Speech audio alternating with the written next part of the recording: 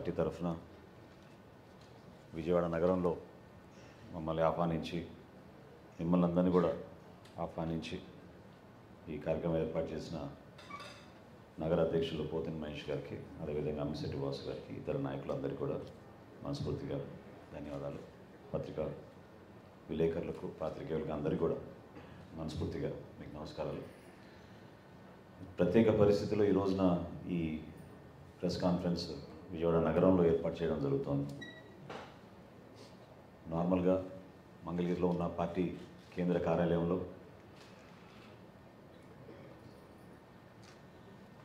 అనేక అంశాలపైన ఈ రాష్ట్ర ప్రభుత్వాన్ని దృష్టికి తీసుకెళ్ళడానికి, ప్రజలు ఎదుర్కొంటున్న సమస్యలపైన నిరంతరంగా మేము ప్రెస్ కాన్ఫరెన్స్లు ఏర్పాటు చేస్తూ అనేక స్కాముల గురించి ఎండగడుతూనే ఉన్నాం. కానీ ఈరోజు ప్రత్యేకమైన పరిస్థితిలో ఒక కుర్చీ కూడా ఖాళీ పెట్టాం. ఎందుకంటే రాష్ట్రంలో ఉన్న రాజకీయ పరిస్థితి మనందరం కూడా అర్థం చేసుకునే విధంగా ప్రజలు కూడా రేపటి రోజున త్వరలోనే తీర్పు చెప్పబోతున్నారు. కాబట్టి మా వంతు మేము మరొకసారి ఈ ఆంధ్రప్రదేశ్ రాష్ట్ర ప్రజల్ని ఈ పరిపాలన ఎలా సాగింది, వైఎస్ఆర్సీపీ పార్టీ ఏ విధంగా రాష్ట్ర ప్రజలకి ఇబ్బందికరమైన పరిపాలన సాగించారో వాటి గురించి వివరించడానికి కోసం ఈరోజు ఈ ప్రెస్ కాన్ఫరెన్స్లో ఒక ప్రయత్నం. 3 రోజుల క్రితం భీమిలిలో వైఎస్ఆర్సీపీ ప్రాంతీయ సమావేశం ఏర్పాటు చేసుకొని అక్కడ రాజకీయ అంశాలు ప్రస్తావించడం సహజంగానే ఏ పార్టీ అయినా సరే ఇటువంటి కార్యక్రమాలు చేస్తూనే ఉంటారు ఎన్నికల ముందు. కానీ ఒక ప్రాంతీయ సదస్సు ఏర్పాటు చేసినప్పుడు మనందరం గర్వంగా ఆ ప్రాంతానికి చెందిన కళాకారులు కానివ్వండి, అక్కడున్న సంస్కృతిని కానివ్వండి, సాంప్రదాయాలను కానివ్వండి, వీటిని ప్రతిబింబించే విధంగా ఒక చక్కటి సమావేశం ఏర్పాటు చేసుకుని 5 సంవత్సరాలు మీ ప్రభుత్వ పరిపాలన పూర్తవుతున్న సందర్భంగా మీరు ఏ విధంగా పరిపాలించారో, మరొకసారి ప్రజలు మీకు అవకాశం కల్పిస్తే ఏ విధంగా పరిపాలించబోతున్నారో అటువంటి అంశాలపైన మాట్లాడాల్సింది పోయి, సంస్కారం లేకుండా రాజకీయ చరిత్రలో ఆంధ్రప్రదేశ్లో ఎన్నడూ లేని విధంగా ఒక రాజకీయ సభలో ప్రతిపక్ష నాయకులు మా పార్టీ అధ్యక్షులు పవన్ కళ్యాణ్ గారిపైన, అదేవిధంగా చంద్రబాబు నాయుడు గారిపైన, ఇతర పార్టీ నాయకులపైన కటౌట్లు ఏర్పాటు చేసి, అదొక ఎటువంటి ఆనందమో నేను చెప్పలేను, పైశాచిక ఆనందం అనుకుంటా బహుశా. పంచింగ్ బ్యాగులు ఏర్పాటు చేసి లక్షల మంది వచ్చారు, లక్షల మంది సమక్షంలో ఈ కటౌట్ల దగ్గర పంచింగ్ బ్యాగులు ఏర్పాటు చేసి రాజకీయ ప్రయాణంలో ఆంధ్రప్రదేశ్లో ఎన్నడూ లేని విధంగా రెచ్చగొట్టడానికి ముఖ్యమంత్రి చేసిన ప్రయత్నాన్ని మేమందరం కూడా ముక్త కంఠంతో ఖండిస్తున్నాం. ప్రజాస్వామ్యబద్ధంగా ప్రజలు మీకు 151 స్థానాలు అందించిన సందర్భంగా మీరు అందించాల్సిన పరిపాలన వదిలేసి ఒక law and order situation create చేయాలి, ప్రజల్ని రెచ్చగొట్టాలి, వ్యక్తిగతంగా నాయకులపైన ప్రెస్ మీట్లు పెట్టి దూషించి ఉపన్యాసాలకి గొంతు చించుకుని అరిచినంత మాత్రాన ఈ రాష్ట్ర ప్రజలు మీరు చేసిన ఈ కార్యక్రమాన్ని అభినందిస్తారనుకోవడం చాలా పొరపాటు. అసలు జగన్మోహన్ రెడ్డి గారు ఈ కార్యక్రమాన్ని ఎంత నాన్ సీరియస్గా చేశారంటే, దేనికి సిద్ధం? రాష్ట్ర ప్రజలు ఎప్పుడూ సిద్ధమయ్యారు మిమ్మల్ని ఇంటికి పంపించడానికి. మీరు పరిపాలన చేతగాక ఈ రోజున రాష్ట్ర వ్యాప్తంగా అన్ని రహదారులపైన, అన్ని పట్టణాల్లో కూడా అద్భుతంగా మా పరిపాలన జరిగిపోయింది, మేము సిద్ధమని మీరు చెప్పుకుంటున్నారే, దేనికి సిద్ధమయ్యారు మీరు? అసలు కనీసం ఒక సంస్కారం లేని వ్యక్తిగా మిగిలిపోయే పరిస్థితి మీరే తెచ్చుకున్నారు ఈరోజు రాష్ట్రం. ఎందుకు ఇటువంటి కక్షలు కడుతున్నారు? ఎందుకు ఇటువంటి వ్యక్తిగత ఆరోపణలకు పరిమితం అవుతున్నారు? దేనికోసం మీరు ఈ విధంగా ఉపన్యాసాలు ఇచ్చుకుంటున్నారు? ఇది మీరు చెప్పాలి ప్రజలకి. ఒక రాజకీయ వేదికనే కాదు, ప్రభుత్వ ఖర్చులతో ఏర్పాటు చేసిన కార్యక్రమాల్లో కూడా మీరు కేవలం రాజకీయ అంశాలకి పరిమితమై ఉపన్యాసాలు ఇచ్చుకుంటూ వెళ్తుంటే ఎంత సమయం వృధా చేశారు, ఎంత డబ్బు వృధా చేశారు ఈ రాష్ట్రానికి, ఏ విధంగా మీరు సిద్ధమయ్యారో మీరు చెప్పాలి. పరిపాలన చేతగాక మీరు రైతుల పాస్బుక్కుల పైన మీ ఫోటోలు వేసుకుంటే దానికి మీరు సిద్ధమా? రాజధాని లేని రాష్ట్రంగా మార్చినందుకు ఆంధ్రప్రదేశ్ని దానికోసం మీరు సిద్ధమా? ప్రభుత్వ భవనాల్ని తాకట్టు పెట్టేసి లోన్లు తీసుకొచ్చినందుకు మీరు సిద్ధమయ్యారా? గంజాయిని రాష్ట్ర వ్యాప్తంగా చిన్న చిన్న గ్రామాల్లో కూడా విస్తరించి అమ్మించే పరిస్థితి తీసుకొచ్చినందుకు మీరు సిద్ధమయ్యారా?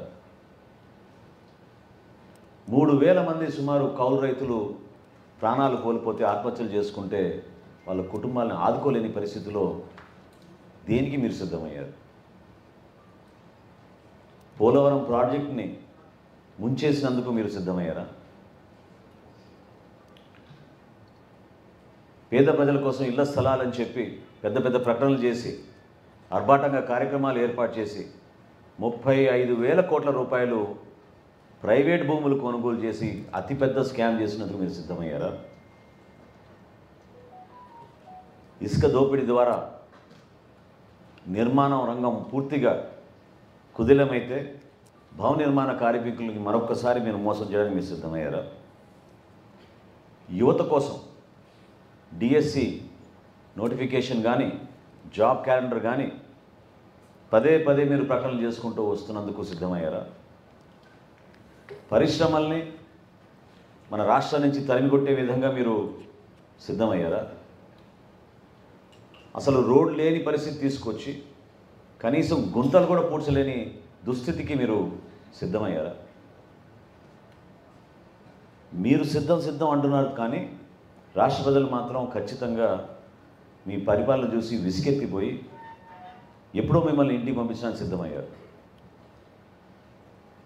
విద్యారంగం గురించి మాట్లాడుతూ అద్భుతమైన మార్పు తీసుకొచ్చాం అని చెప్పి ఈ ముఖ్యమంత్రి దేనికి సిద్ధమయ్యాడు? 3వ తరగతి పిల్లలకి టోఫెల్ పరీక్షలు సిద్ధమయ్యారా?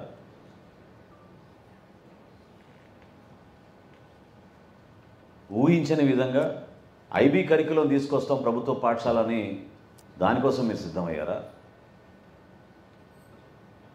కనీసం కంప్యూటర్ ల్యాబ్లు, లైబ్రరీలు ఏర్పాటు చేసుకోలేని పరిస్థితిలో మనకి రికగ్నిషన్ రాదు సిబిఎస్ఈ సిలబస్ కోసం అని గుర్తించి మీరు ఈ రోజున విద్యారంగాన్ని అద్భుతంగా మార్చేసామని చెప్పి అబద్ధాలకి మీరు సిద్ధమయ్యారా?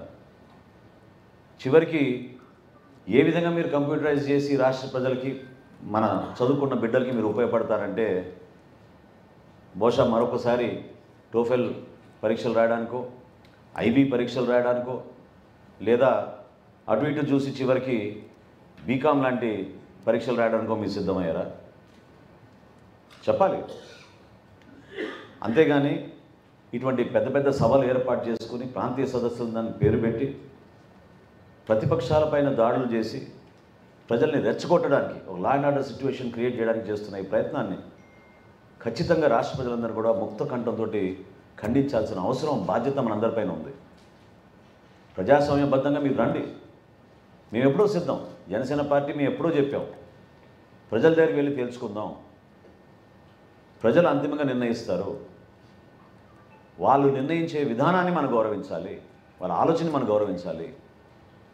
అది కాస్త మీరు మర్చిపోయి కేవలం ఉపన్యాసాలకి పరిమితమై రెచ్చగొట్టడానికి మీరు చేస్తున్న ప్రయత్నాన్ని మనందరం కూడా ఖండించాలి.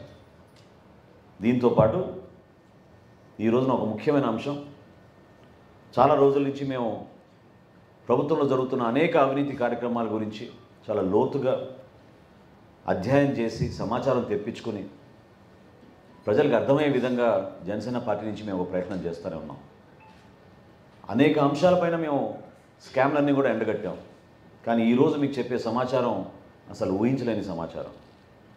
నిజంగానే ఒక ప్రభుత్వంలో ఈ విధంగా జరుగుతుందా అనే అనుమానం ఖచ్చితంగా మీకే వస్తుంది. కానీ ఇది జరిగింది, జరుగుతోంది. గత 4 సంవత్సరాల నుంచి ఆంధ్రప్రదేశ్ ప్రభుత్వం జగన్మోహన్ రెడ్డి గారి నాయకత్వంలో కేవలం మేము 1,72,000 కోట్ల రూపాయలు అప్పులు చేశామని చెప్పుకుంటూ వస్తున్నారు. కానీ ఈ ప్రభుత్వం 1,72,000 కోట్లు అప్పు చేసింది వాస్తవమైతే దాంతో పాటు ఇంకొక 91,253 కోట్ల 29 లక్షల అప్పు చేశారు. దానికి లెక్క తేలడం లేదు. ఇది ఎప్పుడు బయటపడింది? ఫిబ్రవరి 2వ తారీఖు నుంచి మనకి శాసనసభ సమావేశాలు, చివరి బడ్జెట్ సమావేశాలు సిద్ధమవుతున్న సందర్భంగా అధికారులు ఈ లెక్క తేల్చలేక రాష్ట్ర ప్రభుత్వం ఎటుపోతుందో అనే అయోమయంలో ఎవరికి అర్థం కాని పరిస్థితిలో ఈ రోజున ఈ లెక్క బయటపడింది. 91,253 కోట్ల రూపాయలు జగన్మోహన్ రెడ్డి గారి ప్రభుత్వం ఏ విధంగా ఉపయోగించింది, ఎక్కడికి తరలించింది, డబ్బు ఎక్కడ పోయింది ఎవరికి అర్థం కావడం లేదు. దీనికి ఒక కొత్త పదం పెట్టారు. అంటే దాదాపు ప్రపంచవ్యాప్తంగా ఒక 3,500 ప్రభుత్వాలు ఉన్నాయి, రాష్ట్ర ప్రభుత్వాలు, కేంద్ర ప్రభుత్వాలు. కానీ కేవలం జగన్మోహన్ రెడ్డి గారి ప్రభుత్వం రివర్స్ టెండరింగ్ అని ఎట్లా తీసుకొచ్చారో దీనికి కూడా కొత్త పదం రివర్స్ బారోయింగ్ అని తీసుకొచ్చారు. చాలా విచిత్రంగా ఉంది ఈ పదం. ఈ కొత్త విధానాన్ని తీసుకొచ్చి రాష్ట్ర ప్రజలకి తెలియకుండా ఈ లెక్కలు దాచడానికి వాళ్ళు చేసిన ప్రయత్నం ఈరోజు బట్టబయలైంది. 91,253 కోట్ల రూపాయల 29 లక్షల రూపాయలు లెక్కల్లో రాకుండా చేశారు. నేను మీకు సంవత్సరాల వారీగా లెక్క చెప్తాను, కొంచెం దయచేసి ఓపికగా మీరు వింటే బాగుంటుంది. 2019-20లో వీళ్ళు చూపించిన లెక్క 39,371 కోట్ల రూపాయలు 56 లక్షలు. కానీ వీళ్ళు రివర్స్ చేసింది 17,391 కోట్ల రూపాయలు 43 లక్షల రూపాయలు. అంటే టోటల్ ఆ సంవత్సరంలో వీళ్ళు చేసిన బారోయింగ్స్ 56,762 కోట్ల రూపాయలు అయితే వాళ్ళు చూపించింది కేవలం 39,000 కోట్ల రూపాయలు. అదేవిధంగా 2020-21లో వాళ్ళు చూపించింది 55,167 కోట్ల 51 లక్షలు. కానీ వాస్తవంగా రివర్స్ బారోయింగ్ చేసింది మరొక 30,764 కోట్ల రూపాయలు. అంటే ఆ సంవత్సరంలో బడ్జెట్ ఎస్టిమేట్లు వాళ్ళు చేసింది 48,000 కోట్ల రూపాయలు అయితే యాక్చువల్ బారోయింగ్స్ వాళ్ళు చేసింది 85,930 కోట్ల రూపాయలు. ఏ విధంగా సమాచారం అందకుండా వీళ్ళు చేస్తున్నారో మీరు చూడడం ఒక ప్రయత్నం. 2021-22 ఇది కోవిడ్ సంవత్సరం. ఈ సంవత్సరంలో వాళ్ళు చూపించింది 25,112 కోట్ల 74 లక్షలు. రివర్స్ చేసింది 33,843 కోట్ల రూపాయల 69 లక్షలు. అంటే బడ్జెట్ ఎస్టిమేట్ ఏమో 37,000 కోట్ల రూపాయలు మేము బారోయింగ్స్ లోన్స్ తీసుకుంటామని చెప్పి వాళ్ళు చివరికి తీసుకుంది ఎంత అంటే 58,856 కోట్ల రూపాయలు. ఈ అంకెలన్నీ కూడా మీకు సమాచారం ఇస్తాం. ఇది కోవిడ్ సంవత్సరంలో రాష్ట్ర ప్రజలపైన అదనంగా ఆ సంవత్సరం 21,000 కోట్ల రూపాయలు ట్యాక్సుల రూపంలో కొత్తగా ఈ ప్రభుత్వం మోపింది. ఆ రోజున కోవిడ్ పరిస్థితుల్లో ఇబ్బంది పడుతూ చితికిపోయి అనేక కుటుంబాలు ఇబ్బంది పడుతుంటే ప్రపంచవ్యాప్తంగా ప్రభుత్వాలందరూ కూడా ఆదుకునే విధంగా చేస్తుంటే మన ప్రభుత్వం మాత్రం 21,000 కోట్ల అదనపు ట్యాక్సెస్ 2021-22 ఆర్థిక సంవత్సరంలో రాష్ట్ర ప్రజలపైన వీళ్ళు మోపారు. 2022-23 సంవత్సరంలో వాళ్ళు చూపించింది 52,508 కోట్ల రూపాయలు. రివర్స్ చేసింది వాళ్ళు 9,253 కోట్ల 90 లక్షల రూపాయలు. అంటే గత సంవత్సరం 61,762 కోట్ల రూపాయలు అప్పులు చేశారు. సహజంగానే మీరు అడగచ్చు ఎక్కడ పోయినాయి డబ్బు అని. ఇప్పుడు జగన్మోహన్ రెడ్డి గారు బుగ్గన గారి దగ్గర డబ్బులు తీసుకుంటే ఒక 10,000 రూపాయలు, సంవత్సరం చివరికి ఒక 5,000 రూపాయలైనా తిరిగి ఇవ్వాలి. లేదా బుగ్గన గారు ఇంకా జగన్మోహన్ రెడ్డి గారి నుంచి డబ్బులు రావని చెప్పి మొత్తం ఆ లోన్ అమౌంట్ అంతా రైట్ ఆఫ్ అనేది చేయాలి. అది కాలేదు, ఇది కాలేదు. పోనీ మీరు ఎక్కడైనా ప్రాజెక్టులు నిర్మాణం చేశారా? పోనీ ఏమైనా పథకాలకి మీరు డబ్బు మళ్లించారా? దానికి సమాధానం లేదు. పోనీ కనీసం కాంట్రాక్టర్లకి మీరు డబ్బులు మాకు చెల్లించారా? దానికి కూడా ఇక్కడ సమాచారం లేదు.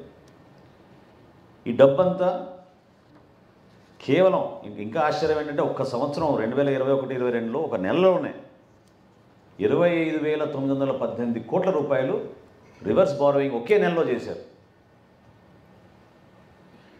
ఈ లెక్కలు బయటికి రాగానే మొన్న బడ్జెట్ ప్రిపరేషన్లో అధికారులందరూ కూడా ఆశ్చర్యపోతున్నాం. అర్థం కాని పరిస్థితి. ఎవరి నాయకత్వంలో జరిగింది? ముఖ్యమంత్రి గారి కనుసన్నలో ఒక ముఖ్యమైన అధికారి ఈ వివరాలు బయటికి రాకుండా ఈ విధంగా ప్రభుత్వంలో 4 సంవత్సరాల నుంచి ప్రజల్ని మోసం చేస్తూ, రాష్ట్ర ప్రజల్ని మోసం చేస్తూ ప్రభుత్వ లెక్కల్లో 91,253 కోట్ల రూపాయలు ఈరోజు కనపడడం లేదంటే ఇంతకన్నా దారుణమైన ప్రభుత్వం ఏమవుతుందో చెప్పండి. పరిపాలన చేతగాక లక్షల కోట్ల రూపాయల అప్పులు తీసుకొచ్చి సంక్షేమంతో బటన్ నొక్కుతున్నాం అని చెప్పి ఈ లోన్లు, నేను ఇందాక చెప్పిన లోన్లు, వీటికి కార్పొరేషన్ లోన్లకి ఏమాత్రం కూడా కలిసి లేవు. ఇది సపరేట్గా క్యాగ్ లెక్కల్లో ప్రభుత్వం చూపించిన లెక్కలు ఇవి. అటువంటి లెక్కల్లోనే 91,253 కోట్ల రూపాయలు వ్యత్యాసం వచ్చిందంటే ఇంకెంత కార్పొరేషన్ నుంచి తీసుకొచ్చిన రుణాలు ఎక్కడ పోయినాయో మీరు ఒకసారి చూడండి. మేము అనేక సందర్భాల్లో ఈ రాష్ట్ర పరిపాలనని కొంతవరకైనా అప్రమత్తం చేయాలి. అధికార యంత్రాంగం మా ప్రెస్ కాన్ఫరెన్స్లు చూసి కొంతవరకైనా భయపడి ఈ పొరపాట్లు జరగకూడదని ఒక ప్రయత్నం చేస్తారని మేము ఆశించాం. కానీ ఈ ప్రభుత్వ కాలం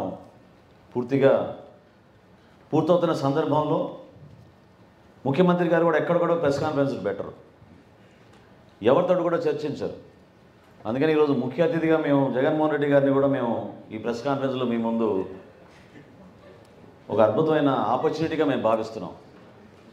ఎందుకంటే మేము ఛాలెంజ్ చేస్తున్నాం, జనసేన పార్టీ నుంచి మేము ఛాలెంజ్ చేస్తున్నాం. మేము సిద్ధం, ముఖ్యమంత్రి గారు సిద్ధమా? ఈ లెక్కలపైన చర్చించడానికి విజయవాడ నగరంలోనే తుమ్మలపల్లి కళాక్షేత్రంలో మనం జర్నలిస్టుల ముందు మనం కూర్చుందాం. ఈ రాష్ట్ర ప్రభుత్వం చేసిన అవకతవకలు, అవినీతి కార్యక్రమాలు, ఈ 5 సంవత్సరాల్లో వాళ్ళు ఏ విధంగా ప్రజల్ని మోసం చేసి, లెక్కలు తారుమారు చేసి ఈ రోజున అభాసపాలు అవుతున్నామో మీరందరూ కూడా గమనించాలి. ఏషియన్ ఇన్ఫ్రాస్ట్రక్చర్ ఇన్వెస్ట్మెంట్ బ్యాంక్ మన రాష్ట్ర ప్రభుత్వాన్ని బ్లాక్ లిస్ట్ చేసింది. బ్రిక్స్ బ్యాంక్ మన రాష్ట్ర ప్రభుత్వాన్ని బ్లాక్ లిస్ట్ చేసింది. వీళ్ళు వ్యవహరిస్తున్న తీరు, వీళ్ళు ముఖ్యమంత్రి గారి ఆధ్వర్యంలో జరుగుతున్న ఈ పరిపాలన రాష్ట్ర ప్రజలకి సమాధానం చెప్పాలి, ఒక చర్చకు రావాలి. మేము ఆహ్వానిస్తున్నాం. సంస్కారంతో, మర్యాదతోటి జగన్మోహన్ రెడ్డి గారిని మేము ఆహ్వానిస్తున్నాం. ఒక చక్కటి వేదిక ఏర్పాటు చేసుకుందాం, రండి మాట్లాడదాం. ఇది రాష్ట్ర భవిష్యత్తు గురించి మేము మాట్లాడుతున్నాం. రాష్ట్ర ప్రయోజనాల కోసం, రాష్ట్ర ప్రజల కోసం మనం చర్చించుకుందాం. ఎందుకు మీరు అనవసరంగా గొంతు చించుకునే విధంగా ఉపన్యాసాలు ఇచ్చి, సంస్కారం లేకుండా ప్రతిపక్షాలపైన మీరు దాడులు చేసుకుంటూ వెళ్తే, ప్రజల్ని కూడా రెచ్చగొట్టి దాడులు చేయమని మీరు ప్రోత్సహిస్తూ ఉంటే అది ఎంతవరకు సబబు చెప్పండి. నా రాజకీయ ప్రస్థానంలో నేను ఎప్పుడు చూడలేదు ఇటువంటి సభలు. నాకు చాలా ఆశ్చర్యం కలిగించి, ఆవేదనతోటి ఈ రోజున ఇటువంటి సభ ఏర్పాటు చేసి రాష్ట్ర ప్రజలకు తెలియాలన్న ఒక ప్రయత్నం ద్వారా జనసేన పార్టీ నుంచి మేము చేస్తున్నాం. ఎప్పుడు కూడా మా పార్టీ అధ్యక్షులు పవన్ కళ్యాణ్ గారు వ్యక్తిగత ఆరోపణల గురించి, వ్యక్తుల పైన ప్రత్యేకంగా మాట్లాడాల్సిన సందర్భాలు ఎప్పుడు చెయ్యం. మేము నిలబడేది అంశాల వారీగా మనం మాట్లాడదాం. మేము అందించే సమాచారం మీకు ఉపయోగపడితే ఈ రాష్ట్ర ప్రభుత్వంలో కొంతవరకు పరిపాలన ఇంకా మెరుగవుతుందని మేము కోరుకుంటాం. అంతేగాని అసలు ఊహించలేని విధంగా నేను గతంలో అనేక శాఖలపైన నేను ప్రెస్ మీట్లు పెట్టి చెప్పాను మీకు ఏ విధంగా వీళ్ళు ల్యాండ్ అలాట్మెంట్లు చేశారు, ఏ విధంగా వీళ్ళు యానిమల్ హస్బెండరీ డిపార్ట్మెంట్లో పాల ఉత్పత్తి కోసం వీళ్ళు మోసం చేసి గేదెలు కొన్నామని చెప్పారు, ఏ విధంగా వీళ్ళు భూసేకరణ చేసి 35,000 కోట్ల రూపాయల అవినీతి జరిగిందో దానికి మా పార్టీ అధ్యక్షుడు పవన్ కళ్యాణ్ గారు ప్రధానమంత్రి గారికి ఉత్తరం రాశారు. అదేవిధంగా ఈరోజు మీకు చెప్పిన ఈ లెక్కలు మేము క్యాగ్ని డిమాండ్ చేస్తున్నాం. దీనిపైన ఎంక్వైరీ జరపాలి. రాష్ట్ర ప్రభుత్వం కూడా 4 రోజుల్లో శాసనసభ సమావేశాలు, చివరి శాసనసభ సమావేశాలు ఈ ప్రభుత్వానికి ప్రారంభమవుతున్నాయి కాబట్టి ఈ బడ్జెట్ సమావేశంలో ఖచ్చితంగా ఈ ప్రభుత్వం, ముఖ్యమంత్రి గారు వీటిపైన సమగ్రమైన విచారణ జరిపి ఈ లెక్కల్ని తేల్చాల్సిన అవసరం డెఫినెట్గా ఉంది.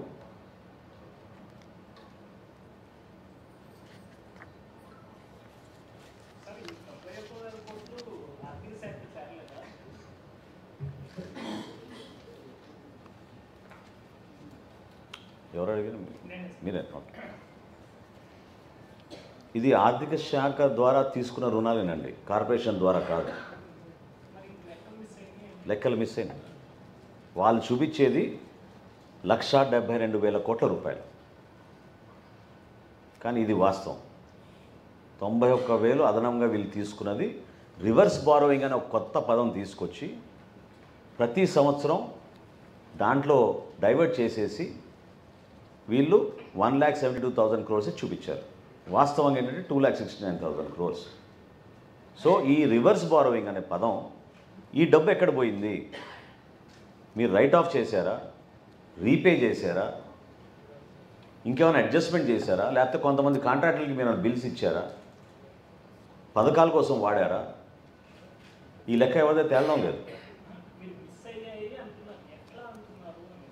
ఎట్లా అంటున్నానంటే ప్రభుత్వం చెప్పిన లెక్కల్లో వాళ్ళు repayments and borrowings including interest వాళ్ళు పే చేసింది 87,000 కోట్ల రూపాయలు అని చెప్తున్నారు. ఈ లెక్క తేలలేదు. మేము సిద్ధం, చర్చకు మేము సిద్ధం.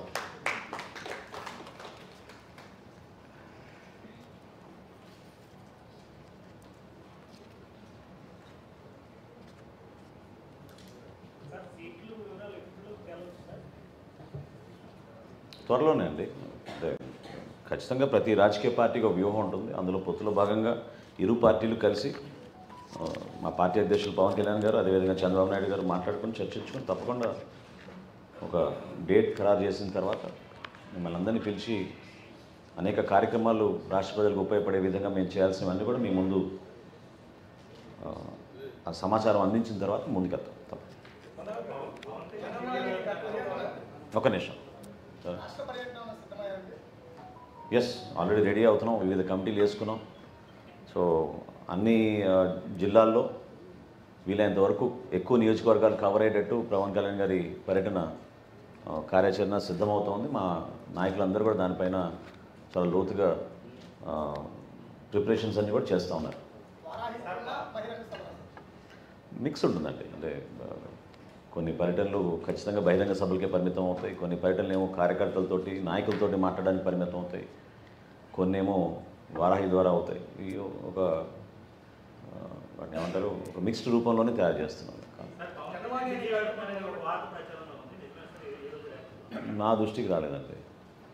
జనవాణి అనే కార్యక్రమం మొదలుపెట్టారు కదా సార్, దాని ద్వారా వచ్చిన మీకు అర్జెంట్ ఏం చేశారు? దాని తర్వాత మధ్య కంటిన్యూ చేయకుండా ఎందుకు వదిలేశారు? అంటే దాదాపు 6 ప్రాంతాల్లో చేసామండి జనవాణి కార్యక్రమం. 7 పట్టణాలు 6 పట్టణాలు సమగ్రంగా 7 నగరాల్లో చేసామండి. 7 నగరాల్లో కూడా మాకు వచ్చిన అర్జీలన్నీ కూడా మేము రాష్ట్ర ప్రభుత్వానికి, అంటే కొన్ని వ్యక్తిగతంగా వచ్చిన అంశాలపైన పవన్ కళ్యాణ్ గారు స్పందించి అప్పటికప్పుడే ఆ కుటుంబాలను ఆదుకున్నారు. ప్రభుత్వం నుంచి రావాల్సిన కొన్ని రిప్రజెంటేషన్స్ అన్నీ కూడా ప్రభుత్వానికి మేము పంపించాం. దానికి మా రిటైర్డ్ ఐఏఎస్ అధికారి వరప్రసాద్ గారు ఫాలోఅప్ చేశారు. ఇప్పటివరకు 2 సార్లు రిమైండర్స్ కూడా గవర్నమెంట్కి పంపించాం. మాకు వచ్చిన సమాచారం కొన్ని రెవెన్యూ ఇష్యూస్ ఇవన్నీ కూడా కొంతవరకు ప్రభుత్వం నుంచి దానికి సమాధానం వచ్చింది. సో ఎవరైతే లబ్ధిదారులు అర్హత ఉన్న లబ్ధిదారులు వాళ్ళకి అందలేదో అటువంటి అంశాలు ఇంకా పెండింగ్గా ఉన్నాయి, రాలేదు. కానీ ఇవన్నీ ప్రభుత్వంతో ముడిపడి ఉన్నాయి కాబట్టి మేము ప్రభుత్వంలో వచ్చినాక వాటిని ప్రయారిటీగా తీసుకుని చేస్తాం. ఈ సందర్భంలో జనవాణి అనేది మేము ఆలోచించడం లేదండి. కేవలం ఇప్పుడు ఎలక్షన్ వాతావరణంలో ఎలక్షన్ గురించి, అదేవిధంగా మేనిఫెస్టో గురించి, ప్రజల్లోకి తీసుకెళ్లాల్సిన అంశాల గురించి వాటిపైన మేము ఎక్కువగా దృష్టి సారించాం.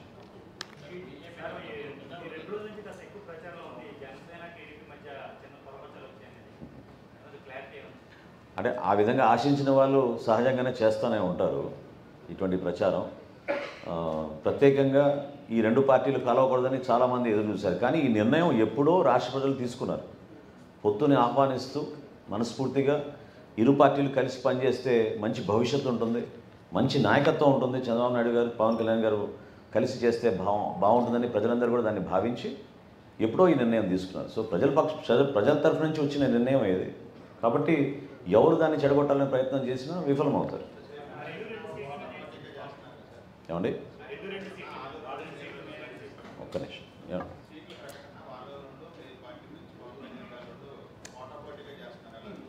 అదే అంటే as a political party we are independent.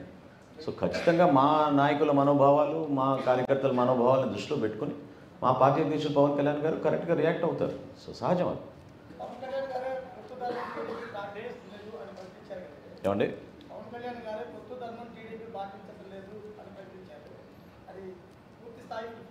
పొత్తు ధర్మం పాటించాలి అని అన్నారు. అది సహజం. ఏ పార్టీ అయినా సరే పొత్తులో ఉన్నప్పుడు ఆ ధర్మాన్ని మనం పాటించాలి.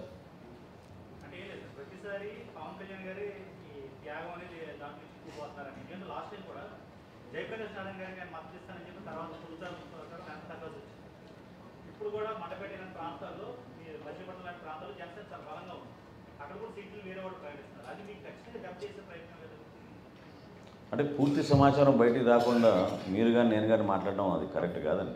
కొంచెం ఓపిక పట్టండి. వారం 10 రోజుల్లో అంత స్పష్టంగా సమాచారం వచ్చిన తర్వాత మీరు ఆ విధంగా విశ్లేషణ చేస్తే బాగుంటుంది. కానీ మనం తొందరపడాల్సిన అవసరం ఉందని నేను అనుకోవడం లేదు. ఎస్ సార్, చెప్పండి.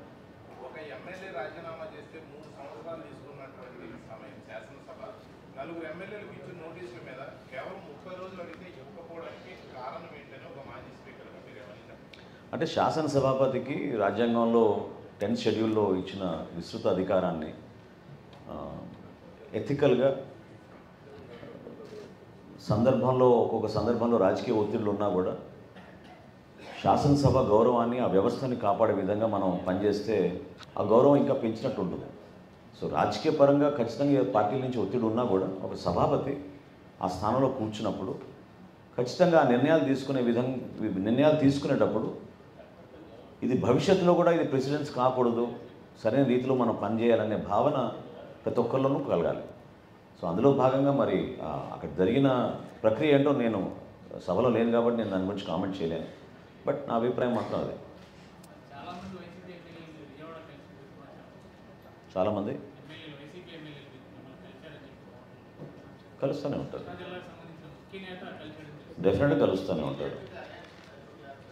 ఉంటారండి. రాజకీయాల్లో మేము అందరం నాయకత్వం వహిస్తాం, అందరం మిత్రులుగానే ఉంటాం. అనేక పార్టీల నుంచి చాలామంది కలుస్తూనే ఉంటారు. అందులో సహజంగానే శాసనసభ్యులు కూడా కలుస్తూనే ఉంటారు. నన్ను కలవడం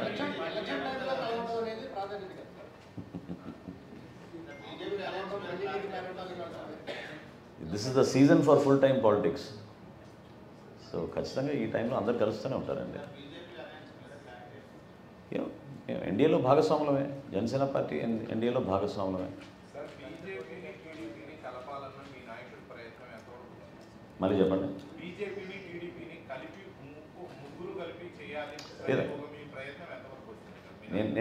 నేను ఇంతకుముందు కూడా చెప్పానండి. As a political party we are independent, we have our own opinions and views, and మాకు కొన్ని ప్రిన్సిపల్స్ ఉంటాయి. ఆ సిద్ధాంతాలకు కట్టుబడి దానిలో మేమందరం కూడా పనిచేసుకుంటాం మా పార్టీ అధ్యక్షుడు పవన్ కళ్యాణ్ గారి ఆదేశాల మేరకు. సో డెఫినెట్గా ఆయన తీసుకునే నిర్ణయాలకి మేము అందరం కట్టుబడి ఉంటాం. ప్రయత్నం అంటే రాష్ట్ర ప్రజల శ్రేయస్సును దృష్టిలో పెట్టుకుని ఆయన చేసిన ప్రయత్నం అది. ఎందుకంటే తప్పకుండా మనకి కేంద్ర ప్రభుత్వం నుంచి సహాయం అందాలి. మనం చాలా నలిగిపోతున్నాం.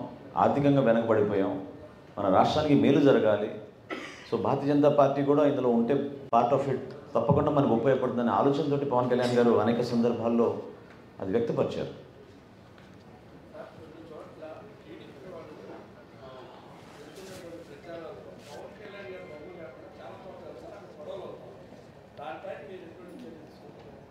అంటే నాకు తెలిసినంత వరకు పై స్థాయిలో జరిగిన సమన్వయ సమావేశాల్లో అటువంటి పొరపాట్లు లేకుండా జిల్లా స్థాయి నాయకులందరినీ కూడా అప్రమత్తం చేశాం. సో జనసేన పార్టీ నుంచి, అదేవిధంగా తెలుగుదేశం పార్టీ నుంచి మేము నిర్వహించే అనేక కార్యక్రమాల్లో ఒక మంచి వాతావరణంలో జరగాలి, ప్రజలు కూడా దీన్ని హర్షించే విధంగా కలిసికట్టుగా ముందుకెళ్దాం. అంతిమంగా మేము కోరేది ఏంటి, వైఎస్ఆర్సీపీ విముక్త ఆంధ్రప్రదేశ్ కోసం అందరం కలిసి పనిచేద్దాం. దానికి అందరం కూడా కట్టుబడి ఉన్నాం, ముందుకెళ్తాం. సో ముగించే ముందు మరొకసారి జగన్మోహన్ రెడ్డి గారికి ప్రత్యేకంగా విజయవాడలో మీ అందరి సమక్షంలో ఒక చక్కటి డిబేట్ ఏర్పాటు చేసుకుని ఈ 5 సంవత్సరాల్లో ఆయన చేసిన అద్భుత పరిపాలన గురించి ఆయన చెప్పుకుంటే మేము కూడా సిద్ధమై ఆ సమావేశానికి తప్పకుండా ఈ ప్రభుత్వం చేసిన అరాచకాలు, అవినీతి కార్యక్రమాలు, ఎక్కడ వీళ్ళు పొరపాట్లు చేశారు, ఆర్థికంగా ఎంత నష్టం కలిగించారు, ఎక్కడ పోయిన ఈ డబ్బులు, వీటన్నిటిపైన కూడా సమగ్రంగా విచారణ జరిగే విధంగా ఒక చక్కటి సమావేశం ఏర్పాటు చేస్తే పెద్దలందరూ, పాత్రికలందరికీ కూడా నా రిక్వెస్ట్, గతంలో ఉన్న సాంప్రదాయాన్ని మీరు మరొకసారి తీసుకొచ్చి ఒక మంచి వాతావరణంలో పార్టీలందరూ కూడా కూర్చుని ఇటువంటి అంశాలపైన మాట్లాడుకుంటే బాగుంటుందని నేను భావిస్తూ, అందుకని ఈరోజు ప్రత్యేకంగా ముఖ్య అతిథిగా జగన్మోహన్ రెడ్డి గారిని మాతో పాటు కూర్చోబెట్టుకుని ఆయన ఎట్లా మీ అసలు నేను సింపుల్గా చివరిలో అడగాల్సింది ఏంటంటే, పత్రికా సమావేశానికి ఆయన సిద్ధమా? దీనికి సమాధానం చెప్పమనండి. ఎందుకు పత్రికా సమావేశం ఆయన ఏర్పాటు చేయరు? పత్రికలతోటి అన్నిటికీ ఆయన సిద్ధమైతే దీన్ని కూడా సిద్ధమవ్వాలి ఆయన. Thank you.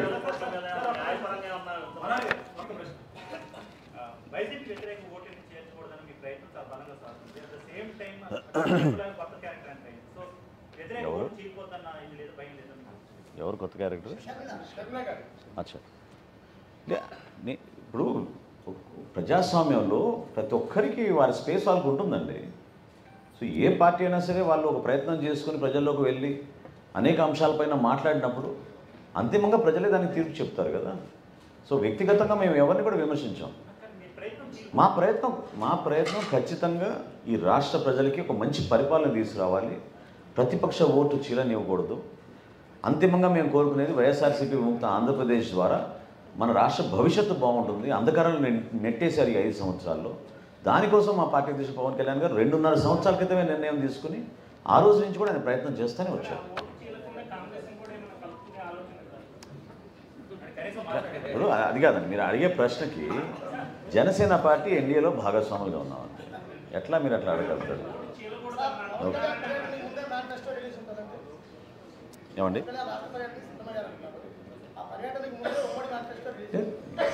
పర్యటన అనేది నిరంతరంగా కొనసాగే ప్రక్రియ కదండి. జిల్లాల పర్యటన పవన్ కళ్యాణ్ గారు ఎప్పటి నుంచో చేస్తాను. మనం కాకినాడ వెళ్ళి వచ్చాం, అదేవిధంగా రేపటి రోజున ఇంకో ప్రాంతానికి వెళ్తారు, పర్యటిస్తారు. అన్నీ జరుగుతూనే ఉంటాయి. నో స్పెసిఫిక్ డేట్, జరుగుతూనే ఉంటాయి. ఎస్, న్యాయ పోరాటం కాదండి, తప్పకుండా మేము క్యాగ్ని డిమాండ్ చేస్తున్నాం. ఇప్పుడు ఈ బడ్జెట్ సమావేశాలు చివరి సమావేశాలు కాబట్టి దయచేసి రాష్ట్ర ప్రజలకి మేము కోరేది, అదేవిధంగా శాసనసభలో ఉన్న శాసనసభ్యుల్ని కోరేది, మీరు దీనిపైన సమగ్రంగా మీరు విచారణ జరిపించండి, తేల్చండి మీరు. Thank you. తీసండి. Thank you. ఇంకేందుకు జగన్మోహన్ రెడ్డి?